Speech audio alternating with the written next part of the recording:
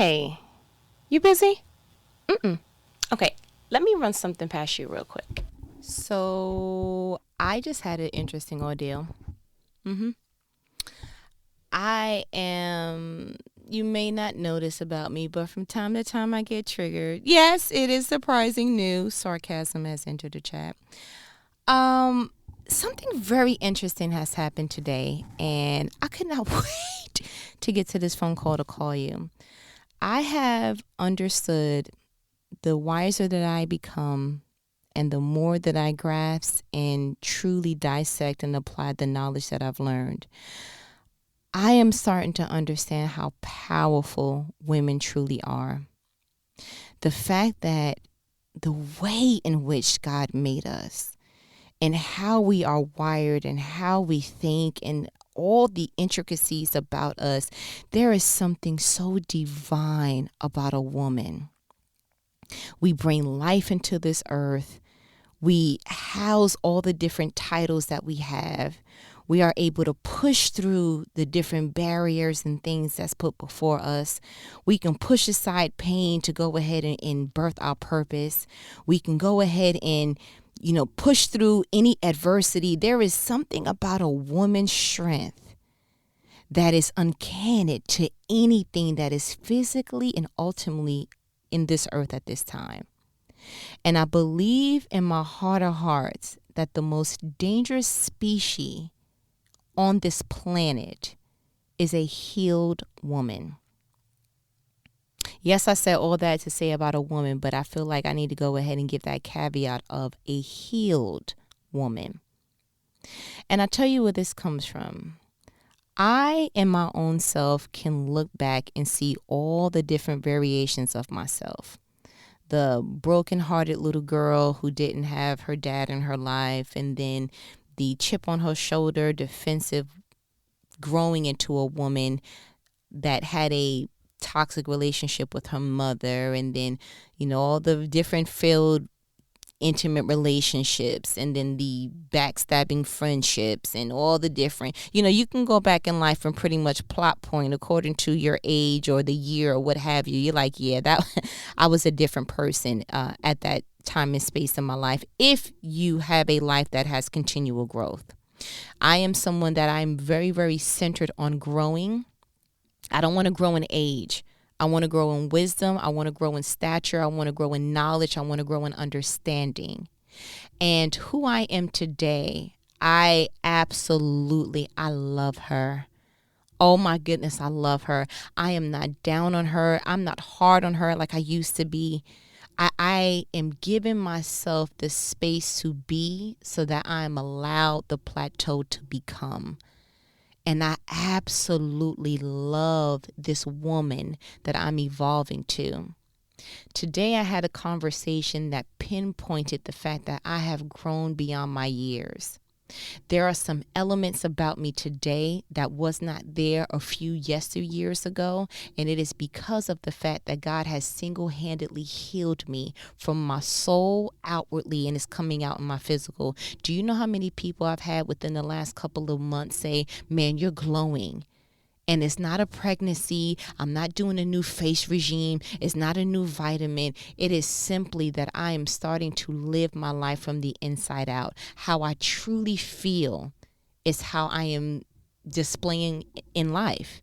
So this glow, this come up, is nothing that can be bought on anybody's rollback price. It is truly something that was worked for, and that I'm creating the space to become continuously better than this particular person right now.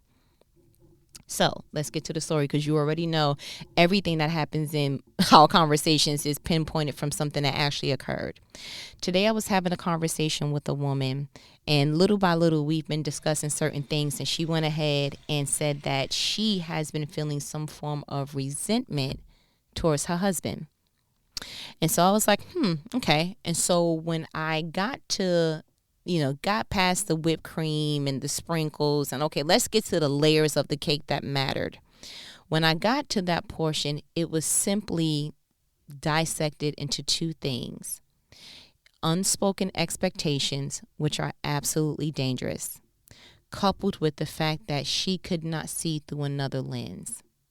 And so being able to hear exactly what she needed sitting in my seat, I felt so honored in this moment. And I'm going to say it now because I just realized what just happened. I am so honored that God trusted me to go ahead and give someone a different perspective that could possibly change her family dynamic. So God, in this moment, thank you for that. Thank you for trusting me, because all that means is that the more that you are used by God shows that he's trusting you with more and more assignments. And that's going to send me somewhere that tissue can't bring me out of. So we're going to go ahead and say that's not bubble for later. But what I said to her was, give me your lens and I'm going to clean your frames. And so I went ahead and cleaned it for her and just said, basically what it was is, without putting somebody's grandbaby business on the streets, because we don't gossip on these telephone lines, okay, great? Because I don't want God going ahead and cutting off nothing of mine. I pay my bill, okay? And I tried. Have a nice day. She said her husband was in residency. And off back, I knew, ooh, yeah, that's tough. Time and being together. But toppled on, to add on to that, they have 2 children under 2. Mm-hmm. You see that? Yeah. I know you was like, oh, that's it. Yeah, absolutely. All the stressors, right? And so she was going through that mommy stage of she's not feeling like herself. She also doesn't feel supported. It was all that kind of encapsulated in one. And what I said to her was, wait, she added one more element. She said that he's always tired. He's never really spending time with the children. It's like an hour. So she's pretty much, looking at not the quality, but the quantity of only an hour there and then maybe on a Saturday and this, that, and the third. But something really special happened that if not allowed the opportunity to show her, she would have missed it. She bought a exercise bike. And he put it together, the husband. And she was having a hard time with the company because the pedals weren't what she thought and this, that, and the third. And so her husband said, if you want me to go ahead and break it down so you can return it, I will, but it seems like you like it. And so she gave me that piece of pertinent information while she's telling me the story. And so I stopped her once she said the thing about regret. And I said, or resentment rather. And I said, can I say something to you? Where you see resentment, I see a blessing. And she kind of gave me the face like, what do you mean? I said, within the next 2 years, your husband is doing something now that would change your family financial bracket in 2 years. In the next 2 years, your children will be older and sleep will become more of a staple. In the next 2 years, you can probably decide if you want to still work or not. In the next 2 years, the hustle and bustle of what both of you are doing on one bookmark, he's going ahead and he's doing things that's going to change your family dynamic in the next 2 years. And on the other side of the bookmark, you're holding down the fort of home so that he can support and provide and do what needs to be done to lead this family to another bracket, right? Not just financially, but to be in a medical field. That is something to be honored. That is something to be proud of. That is something to say, oh my goodness. And you just told me, as sleepy as this man is, as sleepy as you have seen him just come in the house and feel like almost comatose, that he told you, if you want me to break down this bike just so that you can return it, I will. I said, I want you to listen to that. He wasn't too tired to put that bike together for you. He wasn't too tired to take that bike apart. And I had to really hone in on that. Like, do you hear that? Do you hear the fact that you are both sleepy in your own right, but you're still doing things to make each other kind of meet each other's need at this space and time right now? Residency is no joke. Neither is raising 2 children under 2. But if you can both hold it down and say, you know what, in the next 2 years, this will be different. In the next couple of months, it won't be this way. If you both had the mindset of this is going to change soon, then both of you will look at each other like, thank you. Thank you for holding down the fort when I was at residency. And thank you so much for going to residency because you allowed me to hold down the fort. Do you see how that exchange goes ahead and just changes the whole thing of unmet expectation and silent promises being broken, and I'm starting to resent him? Do you see how that whole thing changes? Because Amos 3:3 says, how can 2 walk together lest they agree? And unless you can agree on we are doing a thing together for a common goal, then the whole thing breaks apart. And let me go ahead and explain something to you. That probably would not have been my mindset a couple of years ago. But there is something about sitting in a healed woman's seat that will allow me to heal other women. My prayer has always been to God, especially recently, help me to heal every woman I come across and use my life to go ahead and heal those particular women. Because in that conversation, I had to be candid to her and I had to be unveiled. I had to let her know what a unsupported marriage looked like, letting her know and being vulnerable enough to say, I didn't marry right the first time. And just her face alone was like, huh, what? And because I believe, and I always said this to you, I believe the enemy uses this tool and this little, I hate this particular arsenal that he uses of trying to make someone believe that they're the only one going through this particular thing and that what they're feeling is absolute truth. No, sometimes you need to let someone know, oh, you're crying about that paper cut. Let me show you this wound that needed sutures and stitches at one point. And then you look at your paper cut and you're like, oh. And it's not to trump you, but it's to show you that what you feel may not be the truth. It feels worse than it actually is. You don't need no sutures. You don't need no stitches. You don't need no IV, no anesthesia. You don't need anything but a Band-Aid for this situation. Do not let the enemy think that you need to be in somebody's OR behind this minute temporal situation. And so I was really, really proud in that moment, having that conversation, feeling all excited. And so I went ahead and I had a conversation with my husband. And I was like, I feel like, I'm becoming this new woman and I can help other women and I'm excited and I'm having this conversation like, and women just, I feel like if we don't share our stories amongst other women, that we will always think that we're getting the shorter end of the stick, or it really takes a healed woman to heal another woman. And as I'm giving him examples about things that I've been through or conversations that I've had with other women, my husband kind of in passing made a statement that I had to grab and say, hold on, come back, reverse that. What'd you say? He said, yeah, I don't get it. Women are weird. And I stopped him. I was like, it's not that women are weird. It's that women are designed so differently that it would take a man his whole life to try to understand. And if I'm honest with you, and this is what I told him after I had to kind of go through it, I said, I'm triggered. So he went through the whole like, I apologize. I'm sorry. I said, no, because no, it's not your fault. But I want to use this moment and kind of make good of it. I realize that men are aisles. You go down aisle 8. Oh, okay. Towels, different colors, different textures. Yeah. That whole middle aisle, that's a man. While women are actually grocery stores. And while we can understand an aisle, a man could never comprehend the magnitude of being an entity. And that's no shade. That's not to be no men versus women, Mars and Venus. I'm not trying to do all that, but I really want to get to the real of the root of the problem and not the symptom. Because to be honest with you, that's not the first time that we heard that narrative, right? Women are unstable creatures. They crazy. If there was a book to understand a woman, it would be however many different pages. And that's because we let that narrative go on for too long. It's really more simplistic than what people really want to give credit to. And what it really is you ready for it? You want me to give it a drum roll or something? Okay, let me give it a drum roll. Bink. Okay, great. Women think with their heart.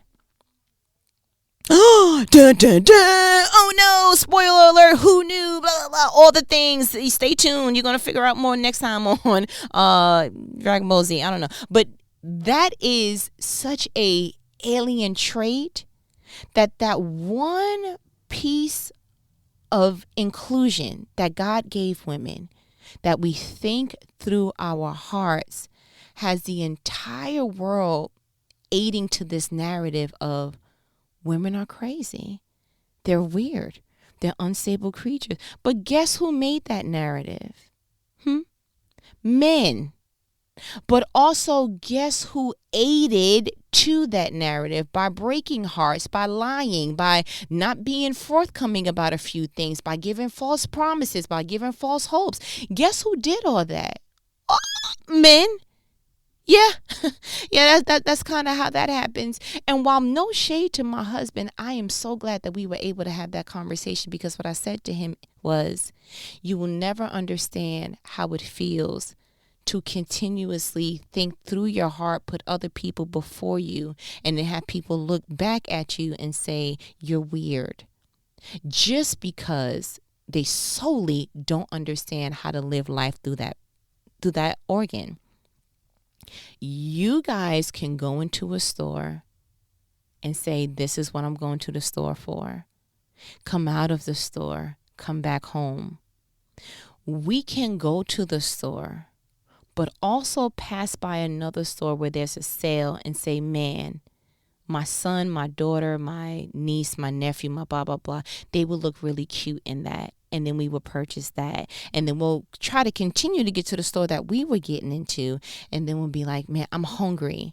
Let me go ahead and buy something. Oh, wait, let me just call such and such up real quick and see if he want me to pick him up something.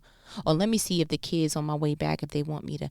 We are constantly, a healed woman, constantly thinking about everyone that is close to our hearts. And while I was on the phone having that conversation with my husband, I walked into a beauty supply store where I was met with, who do you think I ran into? Another woman. Ding, ding, ding, ding. Look at you being a genius. Okay, somebody's grandbaby. And so I went ahead and extended that conversation with her. I said, real quick, I'm going to ask you a question, because I'm getting ready to have this phone call conversation when I get back home. And she was like, okay. I said, I'm going to make a statement and I want you to give me your authentic truth about that statement. She said, okay. I said, what do you feel when you hear women are crazy or women are weird? And so she was like, you know how we have to go through the intricacies, like, okay, first of all, A, is just a setup. B, I don't know you. C, all the difference. So she was like, I don't know. So I had to help her to make her just warm her up real quick. Like, okay, I know this is weird. You normally don't get this kind of, dialogue in this situation. I didn't ask you about lashes, weave, nothing else. So you throwing off. I'm asking you about life, and I know that's new. So let me try something else. I said, what is your emotional first inklings when you hear women are crazy or women are weird? She said, well, first of all, I don't like being compared to nobody else. I was like, okay, snap back, period. You understand? We get it. Okay. And then after that, what do you feel? She was like, I guess I don't really know how to feel about that. So she was like, well, how do you feel? I said, well, I think what's happening is we are deemed weird because the people who are deeming us weird, which are men, they don't understand us. I said, let me give you an example. If you knew that your man loved apples, red apples to be exact. She was like, I said, and you happened to go to the grocery store and you picked up some juice and you picked up, a couple of whatever. I said, wouldn't you automatically gravitate to, and before I can even finish it, she was like, and pick him up an apple or two. I said, right. Now he, same grocery list, will go into the store, get the lettuce, get a banana, go get the cucumber, get whatever else, and he would come home. And when you looked in the bag, if you were the one that loved red apples, what's the first thing you would ask him? She said, I would ask, how come he didn't pick me up an apple? I said, right. But for whatever the reason, because we continuously operate through the organ of our hearts, we're looked at as weird. And she was like, oh my gosh, you're right. Because that's exactly why I'm not with my ex-boyfriend now. See, now she warmed up. You understand? Like, now we get into the nitty-gritty of like, come on, baby girl, let's talk. You understand? And so I was like, okay. And she was like, yeah, it's just because he just wasn't. And you know how a woman looks up, like she's like, come on, how do you say? Like she's trying to put the words together. She said, he just wasn't. And I said, consider it. She was like, exactly. I said, because women only need to know that you're going to make the attempt. She only wants to see that you're going to put on the shoes. All she needed to know was you was going to put on the shoes to get to the start line. Bruh, she planned on running this whole race by herself anyway. She just wanted to make sure that she was going to be there. And she was like, exactly. And I said, right. So how come we are looked at as the ones as we're weird? And she was like, you know what? She almost asked me for my phone number, low key, like I felt her looking at me like, can I call you later when you have this conversation? But it's the truth. The truth of the matter is, why are the stronger species, okay, looked at as, oh, something's wrong with you? No, you don't understand us. And while we never ever look at the value of a woman, while we never ever looked at men and was like, something's wrong with y'all, that we never created, aided, and continued a narrative of men are stupid, men are weird. We didn't even, we had the power to make y'all look like y'all was second best and make y'all look like something was wrong with you, but we never did that. We took it on a case by case basis. You know, some of us have been hurt to the point that we feel like all men are fill in the blank, liars, cheaters, whatever the case may be, but we never gave up hope on y'all. Women can have 7 different baby fathers, 18 different kids, and that's good math. I don't care what you say, and still feel like, you know what, but I still believe in love. Men get heartbroken one time by that one girl who didn't brush her teeth good in 2nd grade, and y'all done. Y'all want to be a player for life. Like, come on, City. What? And so after having that conversation with my husband, he was like, you know what? I see what you're saying. And I'm going to do my best to make sure that not even in playing, I use that. Because, you know, at this point, he was like, bro, I don't want no beef. And I was like, bro, ain't no beef. It ain't no beef. We share the same bed. Like, you good on this queen size. You understand? So that was that. But then he also said something that really was like, wow. He said, and I will make sure that any man that I come across that ever even uses that terminology, that I will go ahead and challenge his thinking. And I was like, see, that's why I be kissing you on the mouth, bruh. That's why when I kiss you on your mouth, okay? Because that was what I was looking for. I'm no longer in this space where I want to argue and I want to make things bigger than what it is. Listen, what are we going to do to grow from this point? What are we going to do to get better? And then I had to go ahead and you know how I do. I said, I need to bring this back to my roots, which you already know is the Bible. And so I said, let me go back to when emotions has entered the chat. You know, OGEVE. You understand? Who's that girl? Eve. You know what it is. And I just had to go back to just really trace, like, where did it all go wrong? And not so much where did it all go wrong, but women were illustrated through Eve and men still didn't get it. So let's go ahead and just dive into it real quick. Genesis 3, you know I read from the NLT version. And I want to read where the serpent went ahead and challenged Eve, right? So let's just read from 1. I was going to go to verse 8, but I want to, listen, let's just go ahead and just do what the Holy Spirit says, because I'm not finna get in trouble for you. So verse 1. The serpent was the shrewdest of all the wild animals the Lord God had made. One day he asked the woman, did God really say you must not eat the fruit from any of the trees in the garden?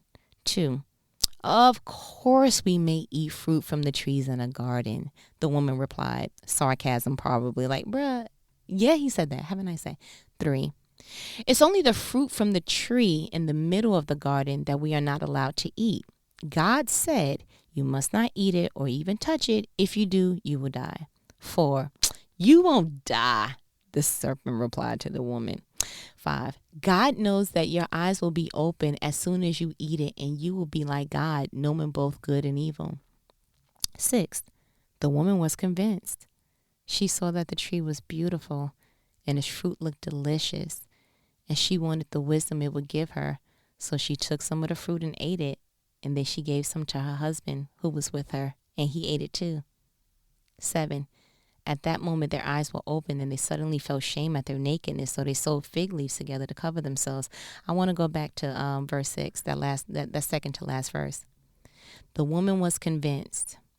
She saw that the tree was beautiful and its fruit looked delicious, and she wanted the wisdom it would give her.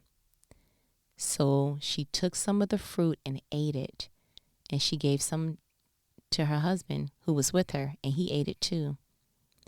Out of all the things that God created, every time that God created something in Genesis, he said, and it was good. And then night and day came in the next day and kept it moving. We don't even come across words like beautiful and delicious until Eve came into the presence. That's because women see things more than just face value. Out of everything that was created, again, everything that Adam named, everything that was going on, we didn't even read about the word beautiful, okay, or delicious. We didn't read any until Eve came into the scene. Women are able to find the beauty and the substance and the depth in anything. Besides it being beautiful, besides it being delicious, she wanted the wisdom it would give her. Notice, going all the way back in the Bible, towards the end, read your Bible, when Jesus was tempted by the Satan guy, he was tempted with things that were pretty much riches, kingdoms. I can give you power. I can give you. The woman was tempted with something that was given a little bit more substance. She was tempted by something that she deemed beautiful. I want you to get that, because that has its own conversation in it in itself. How many women are led astray from something that's beautiful? A man. Ooh, but I really want this house that I can't afford. Ooh, but I really want this car I can't afford. And so if you never understood a woman, then you never read about Eve. This woman literally was, and I hate to say it, driven to a place of disobedience because she was able to see the beauty of something. You ever had God tell you, listen, don't talk to that man. You're done, ma'am. And you're like, but the babies we would have, sir. Like the way that we look in pictures. Like I know you said not to do A, B, and C, but like we have actually, my hand is in the air right now. Actually, it's not. Okay, now it is my right one because I wanted to be truthful. We have been disobedient to something because of what we attached the beauty of it to. That was her first mistake. But you know what? We all been there, haven't we? But look at the other part. Like literally a woman is summarized in this one part. So she was convinced, which you ain't got to be a good salesman to convince a woman on certain things if she already put her mind to it, okay?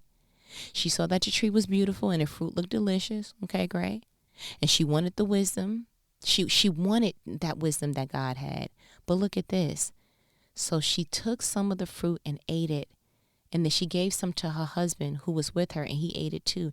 Even in her disobedience, even in the fact that, listen, I'm not even going to be selfish in this part, because if it's going to make me wise, I want to give my husband some too. She was still sharing. Let me tell you something, no shade. But all this reading, I ain't reading not one near time that Adam shared anything with Eve. What he shared. Okay, outside of his rib, but God had to put him to sleep. Because I don't know if he would have gave that willingly. I don't know. I don't want to talk about nobody's dirt grandbaby, okay, great? Because you know he's made from clay. I want to talk about that. But I can almost go ahead and just make a spiritual guesstimation that the first person to be documented to share, okay, was Eve. You say what you want. Say she was disobedient. You could say a lot of things about her, but what you cannot say is that you didn't even know the word beautiful. Okay, until she came on the scene, and guess what? She's the first person to show what Sharon looked like. Okay, because I thought somebody who didn't share said something. Oh, okay. Just wanted to be clear on that. But do you see what I'm saying? It's like to be so misunderstood on the surface, but to not see the depth of a woman is such an injustice. Now, I don't want to give too much shine to Eve because wrong is wrong. Okay, God told you not to do something, ma'am. Don't do it. Okay, he told you stop talking to Buddy. Stop talking to Buddy. God said don't go get that house right now. Don't do it.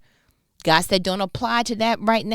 Don't do it. Literally, if he said don't do it, I don't care how much beauty you see in it. God said that he doesn't want you a part of it. Okay. So I'm not glorifying disobedience, but I want to give credit where credit was due, because she get a lot of slack, and nobody took the time to say, but you know what? But she shared though, okay? But you know what? That's somebody's good rib grandbaby, and she did a good job, and she did a bad job, but she did a good job at the same time. But that's not the only time that a woman's been misunderstood, has it? I went ahead and went to 1 Samuel real quick, chapter 1, and was reading about Hannah. You know, every time I read this story about her husband, he irritates my pressure, right? Okay, so let's just read about him quick because I need my pressure stabilized. So verse 8, why are you crying, Hannah? Elkanah would ask. Why aren't you eating? Why be downhearted just because you have no children? You have me. Isn't that better than having 10 sons? No, it's not, Elkanah, okay? That's number 1, 2, 4, and 5, okay? No, okay? She's crying, sir, because she's not nobody's mother. You can't call her mommy. You know what? You have a nice day. I can't be bothered. Every time I read about him, he makes me disgusted. So let's go on to a real man because I can't be bothered. And let's read about Eli, which is a part of Hannah's prayer for her son. So let's start at I want to start at verse 10. So Hannah was in deep anguish. Nope, let's go above that because you need to know she was in the tabernacle. So once after a sacrificial meal at Shiloh, Hannah got up and went to pray. Eli the priest was sitting at his customary place besides the entrance of the tabernacle. 10. Hannah was in deep anguish, crying bitterly as she prayed to the Lord. 11. And she made this vow. O Lord of heaven's armies, if you will look upon my sorrow and answer my prayer and give me a son, then I will give him back to you. He will be yours for his entire lifetime. And as a sign that he has been dedicated to the Lord, his hair will never be cut. 12. As she was praying to the Lord, Eli watched her. 13. Seeing her lips moving but hearing no sound, he thought she may have been drinking. 14. Must you come here drunk? He demanded. Throw away your wine. 15. Oh, no, sir, she replied. I haven't been drinking wine or anything stronger, but I'm very discouraged and I was pouring out my heart to the Lord. Don't think I'm a wicked woman, for I have been praying out of great anguish and sorrow. 17. Oh, in that case, Eli said, go in peace. May the God of Israel grant the request you have asked of him. 18. Oh, thank you, sir, she exclaimed. Then she went back and began to eat again, and she was no longer sad. You saw what just happened? The fact that if a man can't understand the emotional attachment of a woman, the emotional wiring of a woman, he will always call it something that he's had experience with and missed the whole entire thing. Clearly, up until this point, Eli, being in the tabernacle probably all his life, has never seen someone pray from a place of deep anguish and sorrow. You don't know nothing about no prayer until you met a woman that's a praying woman that's on her knees. And it's like, I'm going to see something change in the spiritual realm, because if it's anybody who can do anything about it, it's God. So I'm going to get the ear of God, but I'm going to speak it to a point that the only person that's going to understand it is God. So while everybody else may see somebody crying and acting crazy in the church, or may see somebody like, look, I don't know what she praying about, but she was like crying. It was snot everywhere. You will never understand the spiritual equipment that God gave a woman when it comes to her emotions and the way that he taps into that thing. The way that this woman was praying appeared as if she was drunk. Once again, a woman had to go ahead and verify and confirm, no, it's not drunkenness. It's the posture that I'm holding while I'm praying. And I love the fact that even though he didn't understand it, he touched and agreed with it. It was like, y'all, I've never seen nobody pray like that. As a matter of fact, being a priest myself, I've never prayed like that. But whatever you praying, in that case, I touch and agree. And look, in normal woman fashion, it didn't happen yet. She didn't receive her prayer right after. Matter of fact, her prayer was probably interrupted because Buddy's looking on the outside talking about, throw away your wine. And she's in the middle of her amen, like, bro, have a nice day. But in normal woman fashion, she was given a glimmer of hope, a little flash of hope, and it changed her whole situation around. This woman went from crying to praying in great anguish and great sorrow, and had the man of God touch and agree, and her whole posture turned around to the point that the 18th verse says that she said, "Oh, thank you, sir," she exclaimed, and then she went back and she began to eat again, and she was no longer sad. How?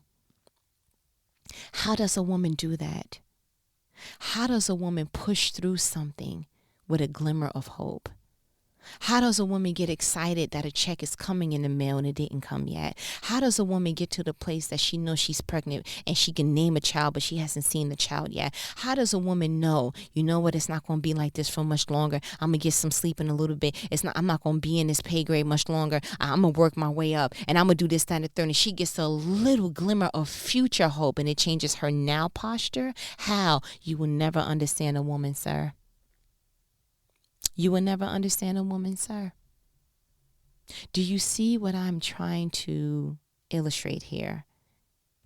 And I tried to come up with a whole bunch of hypotheses and thesis around what kind of man would possibly be able to, I came up with maybe it's the men who are close to their mothers, because, I have that experience where I've seen people in my family or people that are close to me, and, even my son, the way that he caters to me in certain things. And it's like, you know what, I know for a fact that his daughters and his future wife, like, they are going to be absolutely like, I love my daddy, because of the way that he relates to me. I see it now, the thoughtfulness, the big heartedness, I see it. And I'm on him a lot about making sure that he stays onto that and making sure that he doesn't hand that over to just anybody, because he is an alien and most men are not like that. And I want him to be truly appreciated by the woman that God has for him.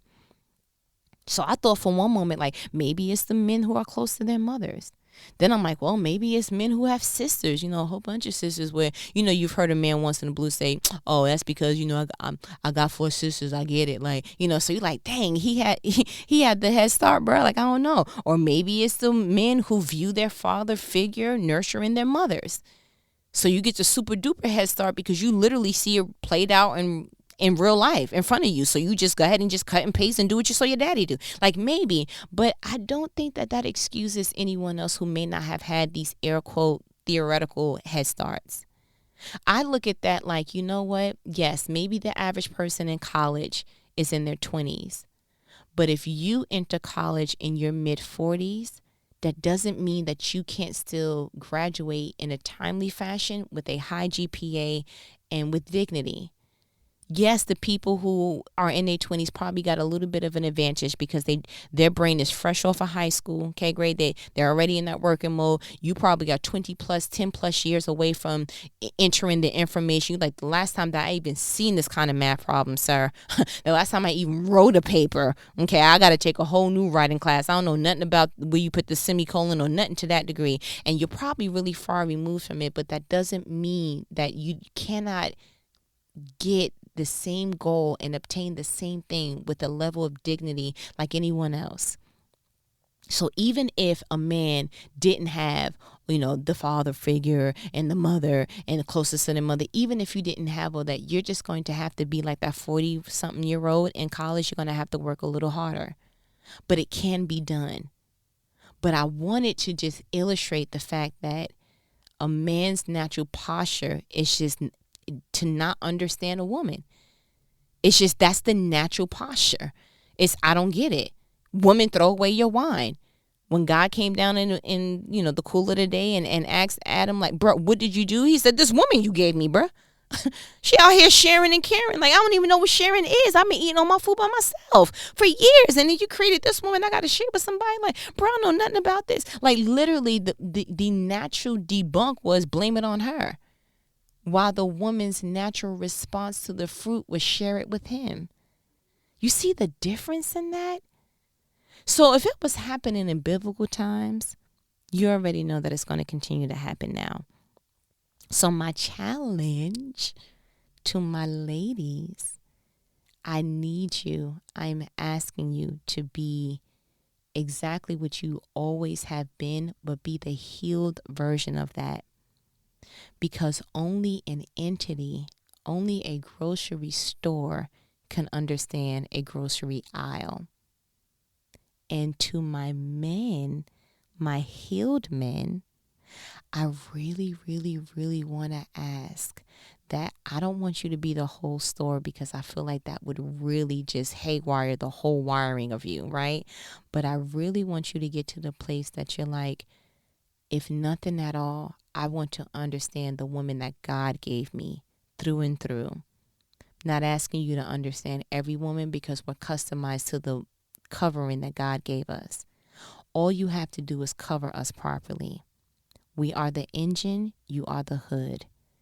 We are the nucleus, you are the shell. Like, I need you to go ahead and make sure that your assignment is covered.